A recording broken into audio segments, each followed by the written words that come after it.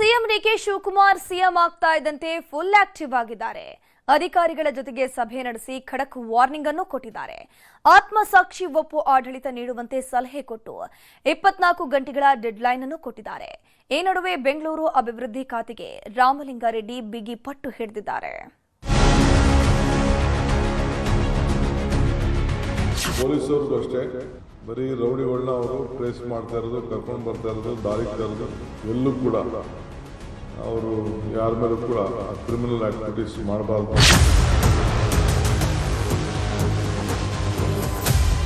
ಯಾರು ಕೂಡ ನಮ್ಮ ಮಂತ್ರಿಗಳು ಆಗಲಿ ಶಾಸಕರಾಗಲಿ ಯಾವ ಪ್ರೆಷರ್ಗೂ ನೀವು ಹೀಳಾಗಬಾರ್ದು. ಕಾನೂನು ಚೌಕಟ್ಟಿನಲ್ಲಿ ಇದ್ರೆ ಮಾತ್ರ ಮಾಡಬೇಕು. ಜನ ಬರೋದನ್ನ ತಪ್ಪಿಸಬೇಕು, ವಲಸೆ ಬರೋದನ್ನು. ರಾಜ್ಯದ ಹೊಸ ಸಿಎಂ ಆಗುತ್ತಲೇ ಅಖಾಡಕ್ಕಿಳಿದಿರುವ ಡಿಕೆ ಶಿವಕುಮಾರ್ ಆಕ್ಷನ್ ಪ್ಲಾನ್ಗೆ ಇಳಿದಿದ್ದಾರೆ. ಐಎಎಸ್, ಐಪಿಎಸ್ ಅಧಿಕಾರಿಗಳ ಸಭೆ ಮಾಡಿದ್ದ ಸಿಎಂ ಪಾರದರ್ಶಕ, ವಿಶ್ವಾಸಾರ್ಹ, ಆತ್ಮಸಾಕ್ಷಿ ಒಪ್ಪುವ ಆಡಳಿತ ನೀಡುವಂತೆ ಸಲಹೆ ಕೊಟ್ಟಿದ್ದಾರೆ. ಹೊಸ ಸರ್ಕಾರ ಯಾವ ಜಾತಿ ಧರ್ಮದ ಸರ್ಕಾರ ಅಲ್ಲ, ಸರ್ವ ಜನಾಂಗದ ಸರ್ಕಾರ ನಮ್ಮದು ಎಂಬುದನ್ನು ಪದೇ ಪದೇ ಒತ್ತಿ ಹೇಳಿದ್ದಾರೆ. ಅಧಿಕಾರಿಗಳು ಪಾರದರ್ಶಕ ಆಡಳಿತ ನೀಡಬೇಕು. ಜನರ ಭಾವನೆ, ಸಮಸ್ಯೆಗಳಿಗೆ ಸ್ಪಂದಿಸಬೇಕು. ಅಧಿಕಾರದಲ್ಲಿರೋವಷ್ಟು ದಿನ ಒಳ್ಳೆಯ ಕೆಲಸ ಮಾಡಿ ಸಾಕ್ಷಿ ಗುಡ್ಡೆಗಳನ್ನು ಬಿಟ್ಟು ಹೋಗಬೇಕು. ಹೋಗುವಾಗ ಇತಿಹಾಸ ನಿರ್ಮಾಣ ಮಾಡಬೇಕು. ಎಲ್ಲರೂ ಆತ್ಮಸಾಕ್ಷಿ ಒಪ್ಪುವಂಥ ಕೆಲಸ ಮಾಡಬೇಕು. ನಾನೇ ಆಗಲಿ, ಯಾವುದೇ ಮಂತ್ರಿಗಳಾಗಲಿ ಯಾರ ಒತ್ತಡಕ್ಕೂ ಮಣಿಯಬಾರದು ಎಂಬ ಕಿವಿಮಾತು ಹೇಳಿದ್ರು. ತಾಲೂಕು ಹಳ್ಳಿಗಳಿಗೂ ಅಧಿಕಾರ ವಿಸ್ತರಣೆ ಆಗಬೇಕು. ಹಿರಿಯ ಅಧಿಕಾರಿಗಳು ಹಳ್ಳಿಗಳಿಗೂ ಹೋಗಿ ಕೆಲಸ ಮಾಡಬೇಕೆಂದ್ರು. ಸಕಾಲ ವ್ಯವಸ್ಥೆ ಚುರುಕಾಗಬೇಕು. ಜನರಿಗೆ ಸವಲತ್ತುಗಳನ್ನು ಮುಟ್ಟಿಸುವ ಕೆಲಸ ಆಗಬೇಕು. ಏನೇ ಮಾಡಿದ್ರೂ ಕಾನೂನಿನ ಚೌಕಟ್ಟಿನಲ್ಲೇ ಎಲ್ಲವನ್ನ ಮಾಡಬೇಕೆಂದು ಕರೆ ಕೊಟ್ಟರು. 15 ದಿನದಲ್ಲಿ ನಿಮ್ಮೆಲ್ಲ ಇಲಾಖೆಯಲ್ಲೂ ಕೂಡ ಒಂದು ಆಕ್ಷನ್ ಪ್ಲಾನ್ ಅನ್ನು ಡಿಪಾರ್ಟ್ಮೆಂಟ್ ಅವರು ಸಿದ್ಧಪಡಿಸಬೇಕು ಅಂತ ಹೇಳಿ ತಿಳಿಸಿದ್ದೇನೆ. ಎಲ್ಲರೂ ಕೂಡ ಅಕೌಂಟಬಲ್ ಆಗಿರಬೇಕು. ಈ ದೇಶದಲ್ಲಿ ವಿದ್ಯಾವಂತಿಲ್ಲದವರು ನಡೀತದೆ, ಬುದ್ಧಿವಂತಿಲ್ಲದವರು ನಡೀತದೆ, ಆದರೆ ಪ್ರಜ್ಞಾವಂತಿಕೆ ಬೇಕು ಅನ್ನೋದು ಹಿರಿಯರು ಹೇಳ್ತಾರೆ. ನಿಮಗೆ ಬೇಸಿಕ್ ಕಾಮನ್ ಸೆನ್ಸ್ ಬೇಕು. For every problem there is a solution. Positive attitude, positive approach ಇದು ಇರಬೇಕು ಅಂತ ಹೇಳಿದೆ. ಯಾರ ಮಾತು ನೀವು ಕೇಳಬಾರ್ದು. You should work within the system of law, positive approach. Where there is problem, find out a solution within the system. So system ಬಿಟ್ಟು ಏನು ಕೂಡ ಆಗಬಾರ್ದು. ಆ ನಿಟ್ಟಿನಲ್ಲಿ ಅವರಿಗೆಲ್ಲ ಮಾರ್ಗದರ್ಶನವನ್ನು ಕೊಟ್ಟಿದ್ದೇವೆ. ಟ್ರಾನ್ಸ್ಪರೆನ್ಸಿ ಗಮನದಲ್ಲಿ ಇಟ್ಕೊಂಡು ಯಾವ ಅಧಿಕಾರಿ ಉತ್ತಮವಾಗಿ ಜನರ ಭಾವನೆ ಮೇಲೆ ಆಡಳಿತದಲ್ಲಿ ಜನರ ಸಮಸ್ಯೆಯನ್ನು ಬಗೆಹರಿಸಲು ಪಾಸಿಟಿವ್ ಅಪ್ರೋಚ್ ಯಾವಾಗಲೂ ಕೂಡ ಇಟ್ಕೊಂಡು ನೀವು ಕೆಲಸ ಮಾಡಬೇಕು ಅಂತೇಳಿ ಒಂದು ಸಂದೇಶವನ್ನು ಕೊಟ್ಟಿದ್ದೆ. ಎಸ್ಐಆರ್ ಪ್ರಕ್ರಿಯೆ ವೇಳೆ ಅಧಿಕಾರಿಗಳು ಅಲರ್ಟ್ ಆಗಿರಬೇಕೆಂದು ಸಿಎಂ ಸೂಚಿಸಿದ್ರು. ಯಾರಿಗೂ ಮೋಸವಾಗಬಾರದು, ಯಾರೂ ಮತದಾನದ ಹಕ್ಕು ಕಳೆದುಕೊಳ್ಳಬಾರದೆಂದು ತಾಕೀತು ಮಾಡಿದ್ರು. ಜನರಿಗೆ ಬೇಕಾದ ದಾಖಲೆ ಒದಗಿಸುವ ಮೂಲಕ ಜನರ ಹಿತ ಕಾಯುವ ಕೆಲಸ ಮಾಡಬೇಕೆಂದು ಸೂಚಿಸಿದ್ರು. ಎಲ್ಲರೂ ಕೂಡ ಯಾರು ವಾಸ್ತವಾಂಶ ಇದ್ದಾರೆ ಅವರೆಲ್ಲರೂ ಕೂಡ ರೆಸಿಡೆನ್ಷಿಯಲ್ ವಾಸದ ಸರ್ಟಿಫಿಕೇಟ್ ಕೊಡಲಿಕ್ಕೆ ಕೂಡ ಅವಕಾಶ ಇದೆ. ಆ ಸಂದರ್ಭದಲ್ಲೂ ಕೂಡ ನೀವೆಲ್ಲರೂ ಕೂಡ ಆ ರೆಸಿಡೆನ್ಷಿಯಲ್ ಸರ್ಟಿಫಿಕೇಟ್ ಏನು ನಮ್ಮ SIRಗೆ ಅವಶ್ಯಕತೆ ಇದೆ, ಇಲ್ಲ ಯಾವುದೇ ಸರ್ಟಿಫಿಕೇಟು ಆ ಫಿಲಿನ್ ಇದರಲ್ಲಿ ಅದು 12-13 ಏನು ಕೆಲವು ಕ್ರೈಟೀರಿಯಾ ಇದೆ, ಅದಕ್ಕೆಲ್ಲ ದಾಖಲೆಗಳನ್ನು ಒದಗಿಸ್ಕೊಳ್ಳುವಂಥ ಕೆಲಸವನ್ನು ಮಾಡಬೇಕು ಅಂಥೇಳಿ ಸೂಚನೆಯನ್ನು ಕೊಟ್ಟಿದ್ದೇವೆ. ಗೃಹಲಕ್ಷ್ಮಿ, ಗೃಹಜ್ಯೋತಿ ಅಕ್ರಮಗಳಿಗೆ ಬ್ರೇಕ್. ಗ್ಯಾರಂಟಿಗಳ ಪರಿಷ್ಕರಣೆ ಸುಳಿವು ನೀಡಿದ ಸಿಎಂ. ಈ ಮಧ್ಯೆ ಗ್ಯಾರಂಟಿಗಳ ಪರಿಷ್ಕರಣೆಗೆ ಸರ್ಕಾರ ಮುಂದಾದಂತೆ ಕಾಣುತ್ತಿದೆ. 200 ಯೂನಿಟ್ ಅಂತ ಮನೆಗೆ ಪಡೆದು ವಾಣಿಜ್ಯಕ್ಕೆ ಬಳಕೆ ಮಾಡುತ್ತಿರೋರು, ಸತ್ತವರ ಹೆಸರಲ್ಲೂ ಗೃಹಲಕ್ಷ್ಮಿ ಹಣ ಡ್ರಾ ಮಾಡುತ್ತಿರೋದನ್ನ ಪತ್ತೆ ಹಚ್ಚಲು ಅಧಿಕಾರಿಗಳಿಗೆ ಸೂಚನೆ ಕೊಟ್ಟಿದ್ದಾರೆ ಸಿಎಂ.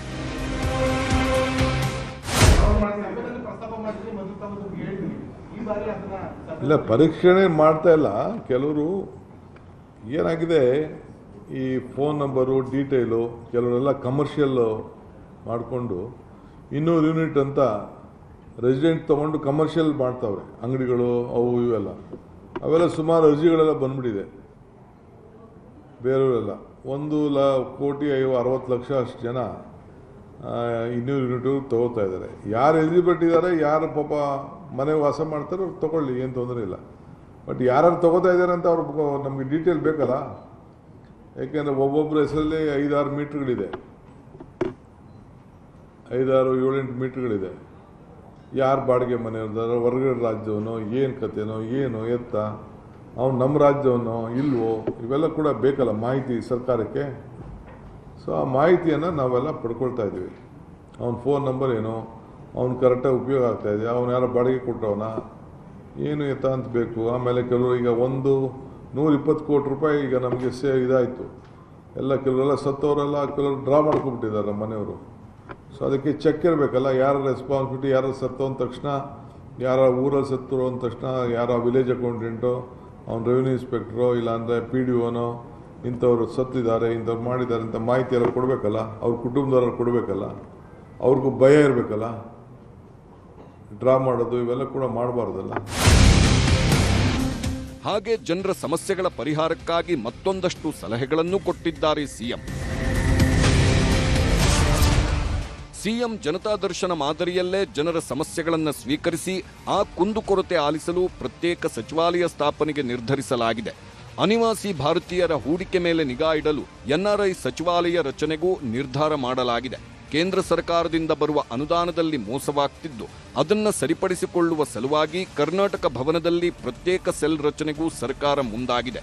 ಹಾಗೆ CSR ಅನುದಾನದ ಪಾರದರ್ಶಕ ಬಳಕೆಗೆ ಅನುಕೂಲವಾಗುವ ನಿಟ್ಟಿನಲ್ಲಿ ಭ್ರಷ್ಟಾಚಾರ ಗೋಲ್ಮಾಲ್ಗೆ ಬ್ರೇಕ್ ಹಾಕಲು ತೀರ್ಮಾನಿಸಲಾಗಿದೆ. ಅಷ್ಟೇ ಅಲ್ಲ, ರೌಡಿಗಳ ಮೇಲೆ ನಿಗಾ ಇಡಲು ಪ್ರತ್ಯೇಕ ದಳ ರಚನೆಗೂ ಸಿಎಂ ಸೂಚಿಸಿದ್ದಾರೆ. ಒಂದು ಸಪ್ರೇಟ್ NRI ಸೆಕ್ರೆಟರಿಯೇಟ್ನ ಮಾಡಿ, ಸೊ ಯಾರೇ ಬರಲಿ NRI ಅವ್ರಿಗೆ ಏನೇನು ಫೆಸಿಲಿಟಿ ಮಾಡಿಕೊಡ್ಬೋದು, ಏನೇನು ಸಹಾಯ ಮಾಡ್ಬೋದು, ಕಾನೂನು ಚೌಕಟ್ಟಿನಲ್ಲಿ ವ್ಯವಸ್ಥೆ ಮಾಡಬೇಕು, ಅದನ್ನು ರೆಡಿ ಮಾಡ್ಕೊಳ್ಳಿ ಅಂತ ನಾನು ಹೇಳಿದ್ದೇನೆ. ಪೊಲೀಸವ್ರಿಗೂ ಅಷ್ಟೇ ಪ್ರತಿ ತಾಲೂಕಲ್ಲೂ ಒಂದು ಸಪ್ರೇಟ್ ಸ್ಕ್ವಾಡ್, ಈ ರೌಡಿಗಳ ಸ್ಕ್ವಾಡ್, ಒಂದು 10 ಜನ ಪೊಲೀಸ್ ಕಾನ್ಸ್ಟೇಬಲ್ನ ನೇಮಕ ಮಾಡಿ ಪ್ರತಿ ತಾಲೂಕಿನಲ್ಲೂ ಕೂಡ ಬರೀ ರೌಡಿಗಳನ್ನ ಅವರು ಟ್ರೇಸ್ ಮಾಡ್ತಾ ಇರೋದು, ಕರ್ಕೊಂಡು ಬರ್ತಾ ಇರೋದು, ದಾರಿಗೆ ತರೋದು, ಅವ್ರ ಮೇಲೆಲ್ಲ ನಿಗಾ ಇಡೋಂಥದ್ದು ಸಪ್ರೇಟಾಗಿ ಮಾಡ್ತೇನೆ.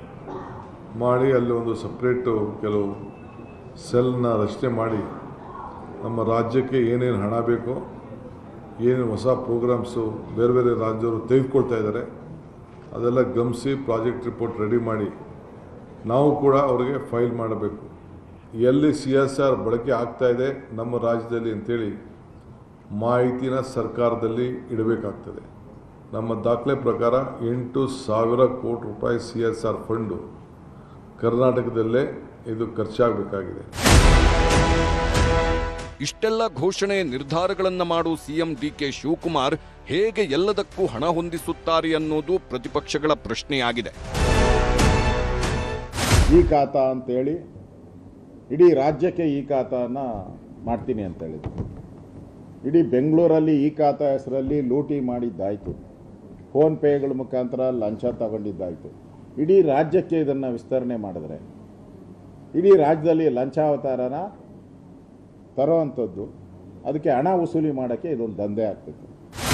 ರಾಜ್ಯದಲ್ಲಿ ಯಾವುದೇ ಒಂದು ಅಭಿವೃದ್ಧಿ ಕೆಲಸ ಕಾರ್ಯವನ್ನು ಮಾಡೋದಕ್ಕೆ ಸಾಧ್ಯ ಆಗದೇನೆ ಈ ಗ್ಯಾರಂಟಿಗಳು, ರಾಜ್ಯದ ಆರ್ಥಿಕ ಪರಿಸ್ಥಿತಿ ಇವೆಲ್ಲವನ್ನು ಕೂಡ ನೋಡಿದಾಗ ಏನು ಮುಂದಿನ 2 ವರ್ಷದಲ್ಲೂ ಕೂಡ ಏನು ಅಭಿವೃದ್ಧಿ ರಾಜ್ಯದಲ್ಲಿ ಕಾಣೋದಕ್ಕೆ ಸಾಧ್ಯ ಆಗ್ತದೆ, ನನಗಂತೂ ದೊಡ್ಡ ಪ್ರಶ್ನೆ ಎದ್ದಿರುವಂಥದ್ದು.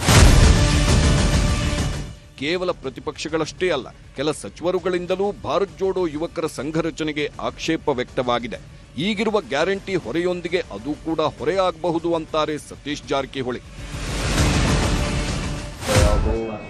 ಬಸ್ ಪಾಸ್ ಆದರೂ ಜಾಸ್ತಿ ಏನು ಹೊರೆ ಆಗೋಲ್ಲ ಅಂತ ಹೇಳಿದ್ದಾರೆ. ಅದು ಬಿಟ್ಟರೆ ನೆಕ್ಸ್ಟ್ ನಮ್ಮದು ಭಾರತ್ ಜೋಡೋ ಅದು ಮಾತ್ರ ಆಗ್ಬೋದು, ಅದನ್ನು ಅಡ್ಜಸ್ಟ್ ಮಾಡ್ಬೋದು, ಅದೇನು ತೊಂದರೆ ಇಲ್ಲ ಸರ್ಕಾರಕ್ಕೆ.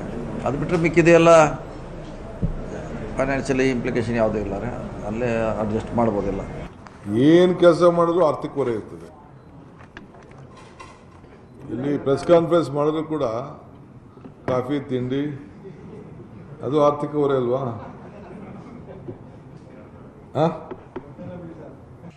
ಈ ಮಧ್ಯೆ ನೂತನ ಸಿಎಂ ಡಿಕೆ ಶಿವಕುಮಾರ್ ಅವರನ್ನ ನೂತನ ಅಧ್ಯಕ್ಷ ಬಿಕೆ ಹರಿಪ್ರಸಾದ್ ಭೇಟಿಯಾಗಿದ್ದರು. ಬಿಕೆ ಮತ್ತು ಡಿಕೆ ಒಟ್ಟೊಟ್ಟಿಗೆ ಪಕ್ಷ ಕೊಂಡೊಯ್ಯುವ ಬಗ್ಗೆ ಚರ್ಚೆಗಳಾಗಿವೆ. ನಾನು ಒಬಿ ಹಿಂದುಳಿದ ವರ್ಗದವನು, ಮುಂದುಳಿದವನಂತಲ್ಲ, ನಾನು ಭಾಳಷ್ಟು ಮುಂದುವರೆದವ್ರಕ್ಕಿಂತ ಮುಂದುವರೆದಿರತಕ್ಕಂಥವನು. ನಾನು ಕಾಂಗ್ರೆಸ್ ಪಕ್ಷದ ಸಿಪಾಯಿ. ಇದರಲ್ಲಿ ಎಲ್ಲರೂ ಸಹ ಆಲದ ಮರದ ಇದ್ದಾಗೆ ಎಲ್ಲರೂ ಸಹ ಇದರ ಅಡಿಗೆ ಬರ್ತಾರೆ. ಇದರ ಏನು ಸಿದ್ಧಾಂತ ಇದೆ ಅದನ್ನು ತಗೊಂಡು ಮುಂದೆ ಹೋಗ್ತೀವಿ. ಶಿವಕುಮಾರ್ ಅವರು ಸಹ ಯುವಕರಿದ್ದಾರೆ, ಸಂಘಟನೆಯಲ್ಲಿ ಕೆಲಸ ಮಾಡಿದ್ದಾರೆ, ಪ್ರದೇಶ ಕಾಂಗ್ರೆಸ್ ಕಮಿಟಿ ಅಧ್ಯಕ್ಷರಾಗಿದ್ದರು, ಈಗ ಮುಖ್ಯಮಂತ್ರಿ ಆಗಿದ್ದಾರೆ. ಜೊತೆಗೆ ಡಾಕ್ಟರ್ ಪರಮೇಶ್ವರ್ ಅವರು ಇದ್ದಾರೆ ಉಪಮುಖ್ಯಮಂತ್ರಿಗಳಾಗಿ. ಎಲ್ಲರೂ ಸಹ ಸೇರಿ ಏನು ನಮ್ಮ ಶ್ರೇಷ್ಠ ನಾಯಕತ್ವ ಇದೆ, ಸೋನಿಯಾ ಗಾಂಧಿಯವರು, ಮಲ್ಲಿಕಾರ್ಜುನ್ ಖರ್ಗೆರವರು, ರಾಹುಲ್ ಗಾಂಧಿಯವರು, ಪ್ರಿಯಾಂಕಾ ಗಾಂಧಿಯವರು ಮತ್ತು ವೇಣುಗೋಪಾಲ್ರವರ ನಾಯಕತ್ವದಲ್ಲಿ ರಾಜ್ಯವನ್ನು ಮುಂದೆ ತೆಗೆದುಕೊಂಡು ಹೋಗ್ತಕ್ಕಂಥ ಕೆಲಸವನ್ನು ಮಾಡ್ತಾರೆ. ಹೀಗೆ ಹೊಸ ಸರ್ಕಾರದಲ್ಲಿ ಹೊಸ ಭರವಸೆಗಳು ಮೂಡಿವೆ, ಹೊಸ ಸಮಸ್ಯೆಗಳು ಸೃಷ್ಟಿಯಾಗಿವೆ. ಡಿಕೆ ಬಿಕೆ ಹೊಸ ಜೋಡಿ ಹೇಗೆ ಎಲ್ಲವನ್ನ ನಿಭಾಯಿಸಿಕೊಂಡು ಹೋಗ್ತಾರೆ ಅನ್ನೋದೇ ಕುತೂಹಲ. Bureau report, news 18.